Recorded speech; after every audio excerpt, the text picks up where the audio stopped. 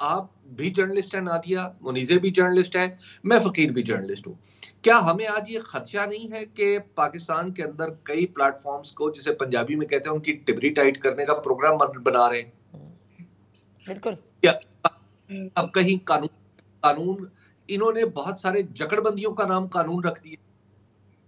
आप ज़रा तसव्वुर कीजिए कि कैसी ये हुकूमत है कि इसके अंदर डेमोक्रेटिक हम लोएस्ट लेवल पे चले गए हैं।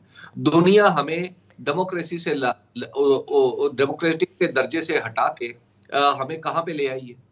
तो देखिए, इन लोगों से तवक्को नहीं की जा सकती। उसकी वजह ये है कि ये लोग अवाम के नुमाइंदा होते तो रिस्पॉन्सिव होते ना।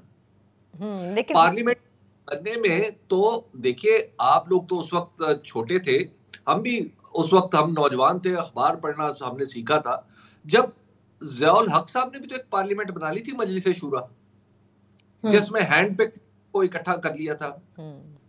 तो अब आप क्या उस मजलिस शूरा को आप असेंबली कहेंगे?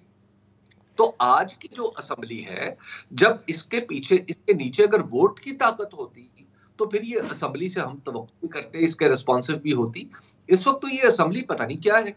ये असेंबली के नाम पे बस एक जत्था है, एक गिरोह है, जो इस वक्त हम देख रहे हैं कि वो उसमें ऑपरेट कर रहा है और पता नहीं कैसे कर रहा है। मैंने कुछ दिन पहले साबिक निगरान वज़ीर आज़म अनवारुल हक काकड़ साहब से पूछा कि जनाब, ये तो कि ये आपके दौर में, आप जब आपके अंडर वॉच ट्विटर पे पाबंदी लग गई, एक्स पे पाबंदी लग गई, तो उसको आपने क्यों लगवाई? तो उन्होंने बड़ा वाज़े तौर पे कहा, उन्होंने कहा अच्छा, आप जाके मौजूदा जो हुक्मरान है इनसे जाके पूछ लो और इनसे जाके खुलवा लो। ये ऑन रिकॉर्ड। तो अब आप बताइए कि जहां पर अनवारुल हक काकड़ साहब की सियासी फिक्र और मौजूदा हुक्मरानों की सियासी फिक्र एक हो जाए, तो उसके बाद हम इन्हें कहेंगे कि ये जमहूरी रह गए।